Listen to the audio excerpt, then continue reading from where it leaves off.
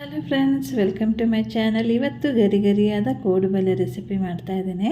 ಮನೇಲಿ ಮಕ್ಕಳು ಸ್ನ್ಯಾಕ್ಸ್ ಕೇಳಿದಾಗ ಈ ಥರ ಈಸಿಯಾಗಿ ಕೋಡುಬಳೆ ಮಾಡಿ ಕೊಡ್ಬೋದು. ತುಂಬ ಈಸಿಯಾಗಿ ಹೇಗೆ ಮಾಡೋದು ಅಂತ ಇವತ್ತು ತೋರಿಸ್ತಾ ಇದ್ದೇನೆ. ಆದರೆ ಅದಕ್ಕೂ ಮೊದಲು ನನ್ನ ಚಾನಲ್ನ ಸಬ್ಸ್ಕ್ರೈಬ್ ಮಾಡಿಲ್ಲ ಅಂದರೆ ಬೇಗ ನನ್ನ ಚಾನಲ್ನ ಸಬ್ಸ್ಕ್ರೈಬ್ ಮಾಡಿ ನನಗೆ ಸಪೋರ್ಟ್ ಮಾಡಿ. ಮತ್ತು ಈ ವಿಡಿಯೋ ಇಷ್ಟ ಆಗಿದ್ದರೆ ಒಂದು ಥಮ್ಸ್ ಅಪ್ ಕೊಡಿ. ಫಸ್ಟ್ ಇಲ್ಲಿ ನಾನು ನೋಡಿ ಈ ಥರ ಪುಟಾಣಿ ಬರುತ್ತಲ್ಲ, ಅದನ್ನು 1 ಕಪ್ಪಷ್ಟು ಪೌಡ್ರ್ ಮಾಡಿ ತೊಗೊಂಡಿದ್ದೇನೆ. ಪೌಡ್ರ್ ಮಾಡಿ ಇದನ್ನು ಸ್ವಲ್ಪ ಸ್ಟ್ರೈನ್ ಮಾಡಬೇಕು, ಯಾಕಂದರೆ ಅದರಲ್ಲಿ ತರಿ ಇದ್ದರೆ ಅದೆಲ್ಲ ಹೋಗುತ್ತೆ. ನೋಡಿ ಈ ಥರ.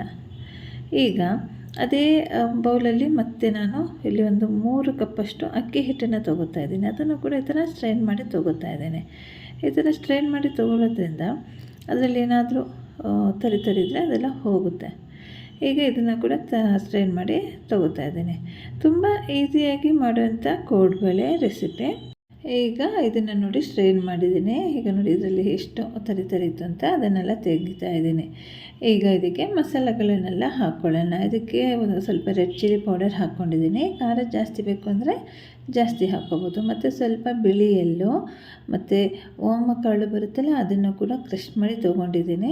ಇಲ್ಲಿ ನಾನು ಇಂಗ್ರೀಡಿಯೆಂಟ್ಸ್ ಎಲ್ಲ ಎಷ್ಟು ಹಾಕಿದ್ದೀನಿ ಅಂತ ಅದರಲ್ಲಿ ಮೆನ್ಷನ್ ಮಾಡಿದ್ದೀನಿ. ನಂತರ ಸ್ವಲ್ಪ ಇಂಗನ್ನು ಕೂಡ ಹಾಕೋತಾ ಇದ್ದೀನಿ. ಇಂಗು ಒಂದು ಅರ್ಧ ಟೀ ಸ್ಪೂನಷ್ಟು ಹಾಕ್ಕೋಬೇಕು. ನೋಡಿ, ಓಮಕಾಳು ಹಾಕೋತಾ ಇದ್ದೀನಿ. ನಂತರ ರುಚಿಗೆ ತಕ್ಕಷ್ಟು ಉಪ್ಪನ್ನು ಹಾಕೋಬೇಕು. ಈ ಮಸಾಲೆಗಳನ್ನೆಲ್ಲ ಹಾಕಬೇಕಾದ್ರೆ ನಾನಲ್ಲಿ 1-2 ಟೇಬಲ್ ಸ್ಪೂನಷ್ಟು ಎಣ್ಣೆನ ಬಿಸಿ ಆಗೋಕ್ಕೆ ಇಟ್ಟಿದ್ದೇನೆ. ಜಾಸ್ತಿ ಬಿಸಿ ಅಲ್ಲ, ಒಂದು ಉಗುರು ಬೆಚ್ಚದಷ್ಟು ಬಿಸಿ ಆಗಬೇಕು. ಈಗ ನೋಡಿ, ಚೆನ್ನಾಗಿ ಈ ಕಡಲೆ ಹಿಟ್ಟು ಇದೆಯಲ್ಲ, ಅದು ಅಕ್ಕಿ ಹಿಟ್ಟು ಮಸಾಲೆ ಎಲ್ಲ ಚೆನ್ನಾಗಿ ಮಿಕ್ಸ್ ಮಾಡ್ಕೋಬೇಕು. ಕೈಯಲ್ಲೇ ಮಿಕ್ಸ್ ಮಾಡ್ಕೋತಾ ಇದ್ದೀನಿ. ಕಂಪ್ಲೀಟಾಗಿ ಬ್ಲೆಂಡ್ ಆಗಬೇಕು. ನೋಡಿ, ಇಲ್ಲಿ ಎಣ್ಣೆ ಬಿಸಿಯಾಗಿದೆ, ಅದನ್ನು ಕೂಡ ಹಾಕೋತಾ ಇದ್ದೀನಿ.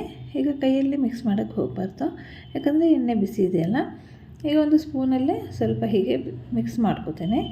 ನಂತರ ಕೈಯಲ್ಲೇ ಮಿಕ್ಸ್ ಮಾಡ್ಕೋತೀನಿ. ಕಂಪ್ಲೀಟಾಗಿ ಎಣ್ಣೆ ಎಲ್ಲ ಹಿಟ್ಟಿಗೂ ಆಗಬೇಕು. ಆ ಥರ ಕೈಯಲ್ಲಿ ಮಿಕ್ಸ್ ಮಾಡ್ಕೋಬೇಕು. ನಾವು ಕೈಯಲ್ಲಿ ಈ ಥರ ಒಂದು ಹಿಡಿದಾಗ ಉಂಡೆ ಥರ ಬರಬೇಕು. ಆ ಥರ ನಾವು ಅದನ್ನು ಮಿಕ್ಸ್ ಮಾಡ್ಕೋಬೇಕು. ನೋಡಿ, ಆವಾಗ ಕರೆಕ್ಟಾಗಿ ಆಗಿದೆ ಅಂತ ಈ ಮಿಕ್ಸ್ಚರ್. ನೋಡಿ, ಕೈಯಲ್ಲಿ ಎಷ್ಟು ಚೆನ್ನಾಗಿ ಮಿಕ್ಸ್ ಮಾಡ್ಕೋತಾ ಇದ್ದೀನಿ ಅಂತ ಈ ಥರ ಮಾಡ್ಕೋಬೇಕು. ನೋಡಿ, ಈಗ ಮುಷ್ಟಿಯಲ್ಲಿ ಹೀಗೆ ಹಿಟ್ಟನ್ನು ಇಟ್ಕೊಂಡ್ರೆ ಅದು ಉಂಡೆ ಥರ ಬರುತ್ತೆ. ಆ ಥರ ಆಗಬೇಕು. ಈಗ ನಾನಲ್ಲಿ ಸ್ವಲ್ಪ ನೀರನ್ನು ಬಿಸಿಯಾಗೋಕ್ಕೆ ಇಟ್ಟಿದ್ದೀನಿ. ಅದು ಕೂಡ ಅಷ್ಟೇ, ಜಾಸ್ತಿ ಬಿಸಿ ಏನಲ್ಲ, ಸ್ವಲ್ಪ ಉಗುರು ಬೆಚ್ಚ ಥರ ಆದರೆ ಸಾಕಾಗುತ್ತೆ. ಆ ಥರ ನೀರನ್ನು ಈಗ ಸ್ವಲ್ಪನೇ ಹಾಕಿ ಮಿಕ್ಸ್ ಮಾಡ್ಕೋತೀನಿ. ಒಂದು ಡೋ ರೆಡಿ ಮಾಡ್ಕೋತೀನಿ. ನಾವು ಚಪಾತಿಗೆಲ್ಲ ಡೋ ರೆಡಿ ಮಾಡ್ಕೋತೀವಲ್ಲ, ಆ ಥರ. ತುಂಬ ಸ್ಮೂತ್ ಡೋ ಅಲ್ಲ, ಸ್ವಲ್ಪ ಗಟ್ಟಿ ಇರಬೇಕು. ಓಕೆ, ಸ್ವಲ್ಪನೇ ನೀರು ಹಾಕಿ ಒಂದು ಡೋ ರೆಡಿ ಮಾಡ್ಕೋಬೇಕು. ಜಾಸ್ತಿ ಹಾಕ್ಲಿಕ್ಕೆ ಹೋಗ್ಬೇಡಿ, ಸ್ವಲ್ಪನೇ ಹಾಕಿ ಈ ಥರ ಡೋ ರೆಡಿ ಮಾಡ್ಕೊಳ್ಳಿ. ಈಗ ಸ್ವಲ್ಪ ಒಂದು 5 ಮಿನಿಟ್ಸ್ ಹಾಗೆ ಬಿಡೋಣ ಇದನ್ನು. ಈಗ ನೋಡಿ, 5 ಮಿನಿಟ್ಸ್ ಆದಮೇಲೆ ಈ ಥರ ಸ್ವಲ್ಪ ಹಿಟ್ಟನ್ನು ತೆಗೆದು ಈ ಥರ ರೋಲ್ ಮಾಡಿ ಕೋಡುಬಳೆ ಶೇಪಲ್ಲಿ ನಾವು ಅದನ್ನು ಸರ್ಕಲ್ ಮಾಡ್ಕೊಳ್ಳೋಣ. ದೊಡ್ಡ ಸೈಜ್ ಬೇಕಂದರೆ ದೊಡ್ಡದಾಗಿ ಮಾಡ್ಕೋಬೋದು, ಸ್ಮಾಲ್ ಸೈಜ್ ಬೇಕಾದರೂ ಮಾಡ್ಕೋಬೋದು. ಯಾವುದು ಆಗುತ್ತೆ ಆ ಥರ ಮಾಡ್ಕೊಳ್ಳಿ, ಯಾವುದು ಇಷ್ಟ ಇರುತ್ತೋ ಆ ಥರ. ನೋಡಿ, ನಾನಿಲ್ಲಿ ದೊಡ್ಡದು ಸಣ್ಣದು ಎಲ್ಲ ಶೇಪಲ್ಲೂ ಮಾಡ್ಕೊಂಡಿದ್ದೀನಿ. ನೋಡಿ, ಈ ಥರ ಎಲ್ಲ ಮಾಡಿ ಸೈಡಲ್ಲಿ ಇಡ್ತಾಯಿದ್ದೀನಿ. ಒಂದೇ ಸಲ ಮಾಡಿಟ್ರೆ ಫ್ರೈ ಮಾಡೋಕ್ಕೆ ಈಸಿ ಆಗುತ್ತೆ. ಎಲ್ಲನೂ ಇದೇ ಥರ ಮಾಡಿ ಒಂದು ಸೈಡಲ್ಲಿ ಇಡೋಣ. ಇಟ್ಟು ನಂತರ ಫ್ರೈ ಮಾಡ್ಕೊಳ್ಳೋಣ. ನೋಡಿ, ನಾನಿಲ್ಲಿ ಸಣ್ಣದು ದೊಡ್ಡದು ಎಲ್ಲನೂ ಮಾಡ್ಕೊತಾ ಇದ್ದೀನಿ. ಈ ಥರ ಮಾಡಿ ಸೈಡಲ್ಲಿ ಇಟ್ಟಿದ್ದೀನಿ. ನಂತರ ಇಲ್ಲಿ ಎಣ್ಣೆ ಬಿಸಿ ಆಗೋಕ್ಕೆ ಇಟ್ಟಿದ್ದೀನಿ ನಾನು. ಹೈ ಫ್ಲೇಮಲ್ಲಿ ಚೆನ್ನಾಗಿ ಜಾಸ್ತಿ ಬಿಸಿ ಆಗಲಿ, ನಂತರ ಫ್ರೈ ಮಾಡ್ಕೊಳ್ಳೋಣ. ನೋಡಿ, ತುಂಬಾ ಈಸಿ. ನೋಡಿ, ಎಷ್ಟು ಈಸಿಯಾಗಿ ಮಾಡ್ಕೋಬೋದು ಅಂತ. ಈ ಟೈಮ್ ಪಾಸಿಗೂ ಚೆನ್ನಾಗಿರುತ್ತೆ. ಕೋಡುಬಳೆ ತಿನ್ನೋಕ್ಕೆ ಚೆನ್ನಾಗಿ ಅನಿಸುತ್ತೆ.